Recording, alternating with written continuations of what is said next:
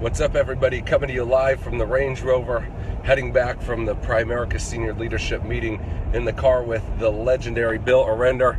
He's coming to Detroit for the January kickoff school, and we're just thinking about why people build a business. And it seems like so many times people are deceived into thinking I'm okay. We were talking over lunch. How do you have $5,000 to your name? Your income comes in solely off you, right? But you're really one emergency away from complete disaster. And Bill made a statement. I said, Bill, we got to go live and talk about this. He said, we're not just building a business, we're building a storm shelter for people. And so, Bill, why don't you tell me kind of the story you were telling me about your friend in Colorado and looking at, why you've got to build residual recurring income. Well, she was in a business years ago and moved to another town, got out of the business. She's a single mom, and she was going to get back into the business. She had a good job, probably making $100,000 a year. In her mind, a good job. Well, recently she came down with acute leukemia, and she can't work. She's going to be literally in a hospital bed for a month. Well, they can't wait around for her to get back. She's not going to be able to start working. Where's her income coming from? Where would your income be coming from if the inevitable happens? That thing that you wish would never happen happens, because that's life. We were told today that 22% of all the death claims we paid are to people under the age of 40. That's huge. And when you build that storm shelter, no matter what happens, and we were talking also to Ian about how if you're in an airplane, you want to get above 35,000 feet. Because all the storms, all the problems, all the wind shears are at the 5,000 to 7,000 foot level.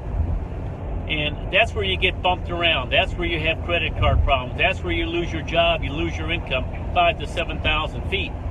When you're at 35,000 feet, you can't lose your income. I mean, you got plenty of time to recover if you have a problem. You got the jet stream behind you.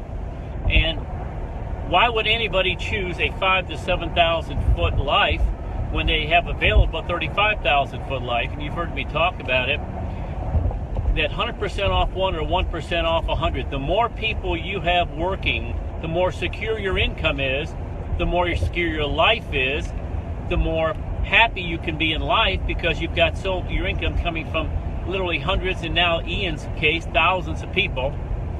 And that $1 million a year he's making is a storm shelter income. Like my hierarchy, if everybody in my hierarchy quit tomorrow, my income would go up $1 million a year because of renewals on securities. Yet every month we're recruiting 700-800 people a month. IBRs are kicking in. 12B1s are kicking in. As you're going to hear me talk about at the school, there is a tectonic shift occurring in this world.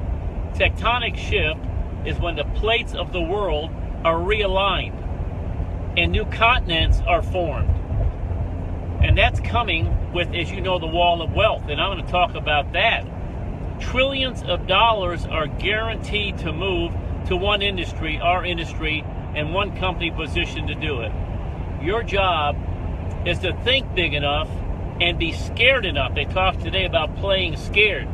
If you're not recruiting 10 people a month, minimum in your base, you're not scared enough. And I'm scared for you that you're not scared enough. I remember when Carol and I, before we got in the business, we talked about our debt. And she said, doesn't it bother you that we have so much debt? And I said, not really, you know how men are.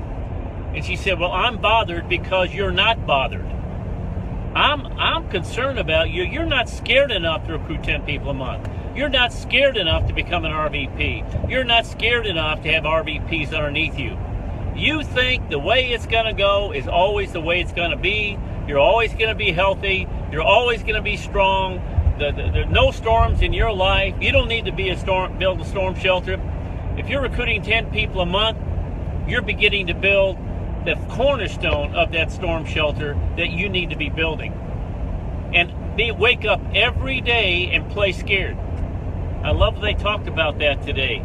Because if you think life is going to treat you nice because you're a good Christian person, you love God, you go to church on Sunday, you're not going to have any of the problems of life.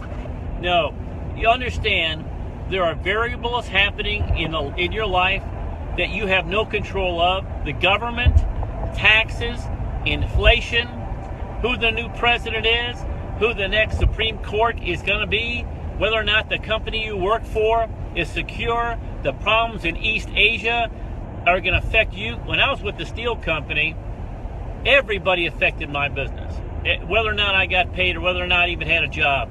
The steel workers, the coal people, the automotive people, the refrigerator people, somebody was always on strike.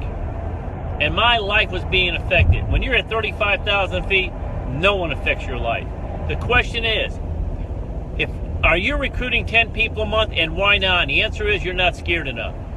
You've got to protect yourself and build that storm shelter. Ian? Are you building that storm shelter? That's the question. You see, in our generation, it seems like people want to start building the storm shelter after it starts raining on them. They want to dig their well after they're thirsty. They want an opportunity to make money after they're completely broke. And so you got to dig your well before you're thirsty. You need to build the storm shelter in the sun, because when the rain comes, and it does come, we're prepared and we're ready to do something about it, and we can weather that. We make good decisions instead of bad decisions. So listen, y'all, I'm proud of you. I'm excited for a new year. Let's go do something big.